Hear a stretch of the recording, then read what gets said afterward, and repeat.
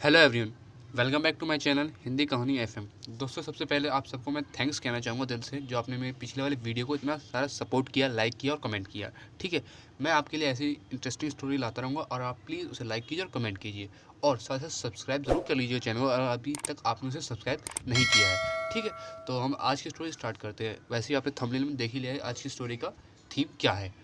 Theme है एक भूतिया दुल्हन। ठीक है, एक भूतिया दुल्हन के ऊपर ये कहानी आज की। तो हम स्टार्ट करते हैं अपनी आज की कहानी को। तो कहानी स्टार्ट होती है आज से 10 साल पहले, एक छोटे से गांव उत्तर प्रदेश के, जिसका नाम महोबा था।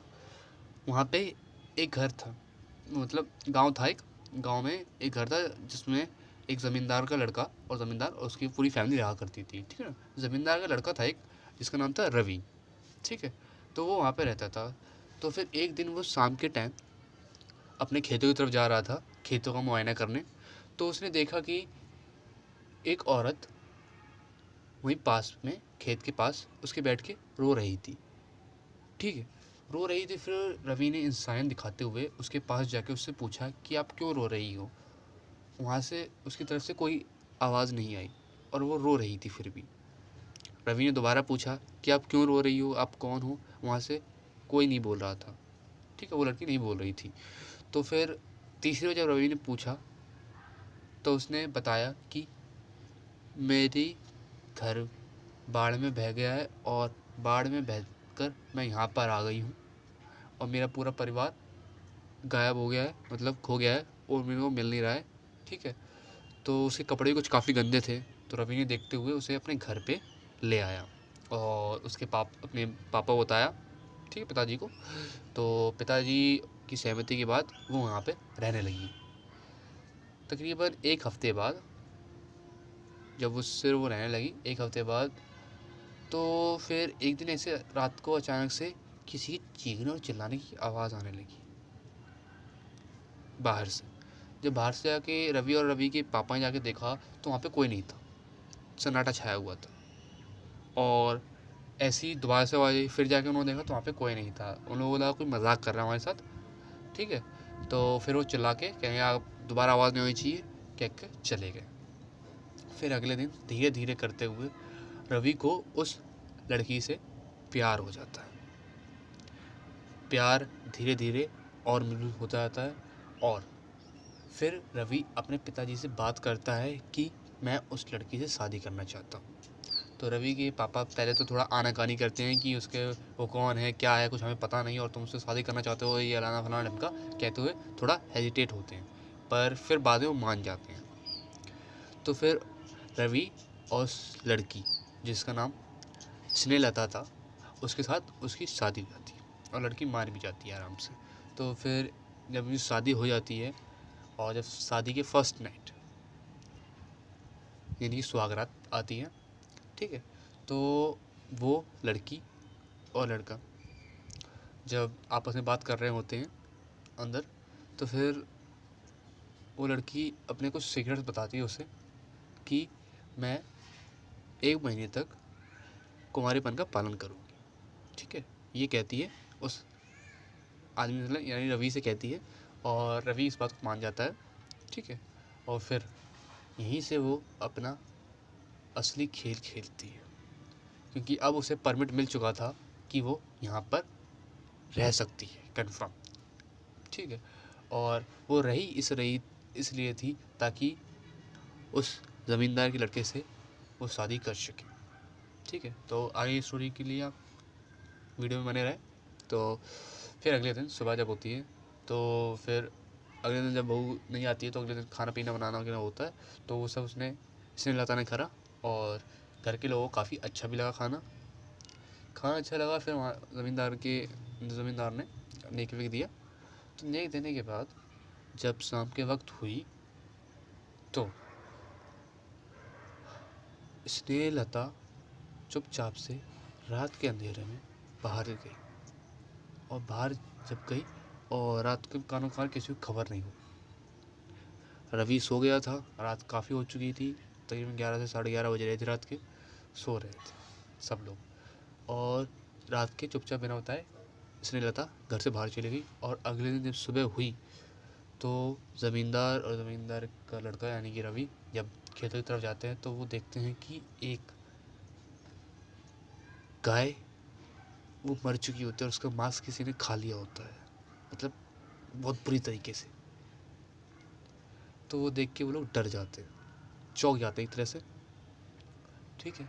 तो चौंक जाते हैं इस तरीके से और फिर गांव में काफ़ी बवाल मचता है कि इसे किसने मारा, या फिर जंगली जानवर आया था गांव में। तो गांव में काफ़ी चौकन्ना हो जाते हैं लोग और रात के टाइम अपने अपने घर के सामने मशाल लगा देते हैं, ठीक है।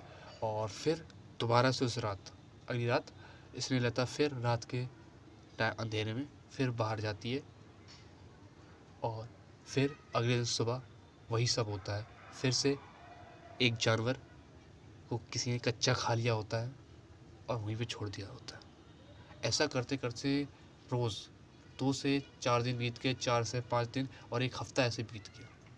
फिर एक दिन अचानक से जब स्नेहलता बाहर गई तो रवि की आंख खुल गई। तो उसने देखा कि स्नेहलता है नहीं कहीं पर। तो सोचता है कि वो नीचे पानी वानी लेने गई होगी, तो वो लेटा रहता है। और जब स्नेहलता लौट के आती है काफ़ी देर बाद तो पूछता है कहाँ रही, तो कहीं कहीं नहीं, नीचे गई थी ठंडी हवा लेने। तो रवि इस बात से इतना ध्यान नहीं देता है। फिर अगले दिन वही होता है, फिर से किसी जानवर का किसी ने कच्चा खा लिया होता है और बाकी बॉडी वहीं पे छोड़ देता है। तो रवि कुछ शक सा हुआ, क्योंकि जब स्नेहलता कल आई थी तो उसकी हाथों पे हल्का हल्का सा लाल रंग लगा हुआ था, तब उस वक्त उसने ध्यान नहीं दिया। और फिर उसी रात दोबारा से स्नेहलता रात के टाइम गई, तो इस बार रवि जाग रहा था। और जब स्नेहलता चली गई घर से बाहर तो फिर वो वही घर के अंदर आंगन में बैठा हुआ उसका इंतज़ार कर रहा था। देखता है कोई काफ़ी देर बाद जब वो स्नेहलता वापस आती है तो पूछता है कि तुम घर के बाहर क्या करने गई थी। काफ़ी तेज़ आवाज़ में, क्या गई थी, क्यों गई थी। वो डरती हुई सहमती हुई बताती है, मैं कुछ काम से गई थी, ठीक है, हवा का लेने, ठंडी हवा। और रवि इस बार कुछ नहीं कहता और चुपचाप अपने कमरे में चला जाता है। और फिर अगले दिन सुबह वही एक जानवर को किसी ने खा लिया होता है। और उसी रात जब दोबारा स्नेहलता रात के अंधेरे में घर से बाहर निकलती तो इस बार रवि स्नेहलता का पीछा करता है। और वो पीछा करते हुए देखता है चुपचाप से कि स्नेहलता घर से बाहर निकलते हुए खेतों की तरफ से किसी किसी घर से उसके जानवर को खोल लेती है और चुपचाप से खेतों की तरफ ले जाकर उसे मार कर उसका मांस कच्चा खा रही होती है। और कच्चा खाते वक्त जब रवि उसे देखता है तो उसका चेहरा बदल जाता है, एकदम डरावनी चुड़ैल की तरह। ये सब रवि देख के काफ़ी डर जाता है, पर वो उस वक्त काफ़ी समझदारी से काम लेते हुए कुछ बोलता नहीं है और चुपचाप से उससे स्नेहलता के आने से पहले घर पे जाकर चुपचाप सो जाता है। फिर जब अगले दिन सुबह होती है तो यही बात वो अपने पिताजी को यानी ज़मींदार को बताता है, तो वो काफ़ी चौंक जाते हैं। और फिर उसी रात दोबारा से ज़मींदार और ज़मींदार का लड़का जब स्नेहलता बाहर जाती है तो उसके पीछे पीछे जाते हैं और गांव के कुछ लोग को वो इकट्ठा कर लेते हैं और उसी पीछे जाते हैं स्नेहलता को देखने के लिए। और फिर स्नेहलता जब किसी जानवर को फाड़ कर खा रही होती है तो गांव वाले उसे देख लेते हैं और उसका असली रूप देखते हैं, इतना भयानक था कि सबके रोंगटे खड़े हो जाएं। काफ़ी लोग डर गए थे, तो ये देख लेते हैं और फिर वो एकदम से स्नेहलता को सबको चारों तरफ से घेर लेते हैं। स्नेहलता थोड़ी डर जाती है और फिर कहती है, आखिरकार तुम लोगों को पता चल ही गया, चलो कोई बात नहीं, पर तुम मेरा कुछ बिगाड़ नहीं पाओगे, ऐसा स्नेहलता कहती है।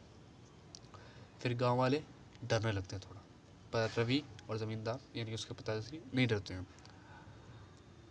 तो फिर गांव वाले उस पर हमला करते हैं और उसे मार मार कर जान से मार डालते हैं।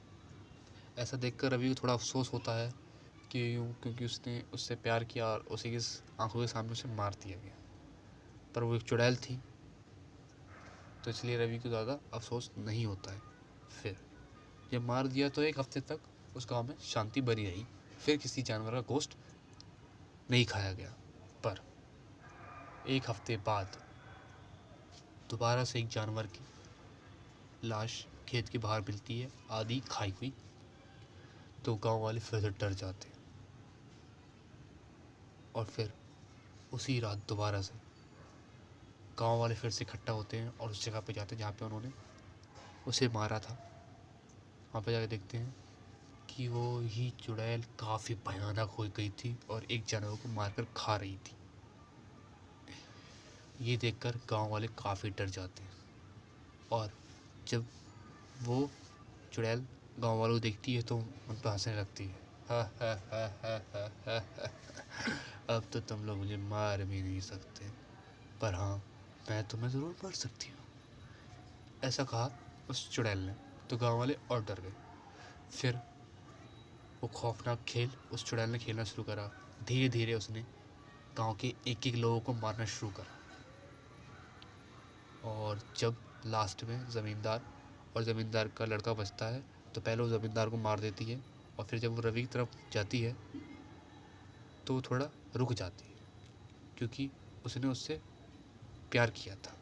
रवि ने भी प्यार किया था और वो भी उससे उतना ही प्यार करती थी, पर वो एक चुड़ैल थी इसलिए उसे मारा गया। तो रवि के लिए उसके लिए दिल में दया आ जाती है और वो रवि को छोड़ देती है, पर रवि कहता है कि नहीं, मुझे भी मार दो। तुमने मुझसे प्यार किया, मैंने भी तुमसे प्यार किया, पर मैंने अपनी आंखों के सामने तुम्हें मरने के लिए छोड़ दिया और तुम मुझे छोड़ रही हो जिंदा। पर वो चुड़ैल कहती है तो क्या हुआ, लोगों ने मुझे इसलिए मारा क्योंकि मैं चुड़ैल थी, तुमने मुझे इसलिए मरने दिया क्योंकि मैं चुड़ैल थी, पर अगर मैं इंसान होती तो क्या तुम मुझे मरने देते। ये बात सुन के रवि चुप रह गया और ये कहकर चुड़ैल यानी डाइन वहाँ से चली गई और कहा कि आज के बाद मैं दोबारा इस गांव में कभी नहीं आऊँगी, मेरा बदला पूरा हुआ। और ये कहकर स्नेहलता वहाँ से लौटकर चली गई और उस दिन के बाद से आज तक उस गांव में स्नेहलता दोबारा लौट के नहीं आई और ना ही ऐसी कोई जानवर की घटना आई। पर आज भी रवि उस चुड़ैल यानी कि अपने प्यार स्नेहलता को बड़ी शिद्दत से याद करता है और जब वो याद करता है तो उसकी आंख से आज भी आंसू आ जाते हैं। तो दोस्तों, अगर आपको यह कहानी अच्छी लगी हो तो प्लीज़ चैनल सब्सक्राइब कीजिए, लाइक कीजिए और कमेंट कीजिए। अगर वीडियो जो पार्ट आपको अच्छा लगे उसके बारे में भी ज़रूर कमेंट कीजिए। मिलते हैं अपने अगली स्टोरी में, तब तक के लिए बाय बाय।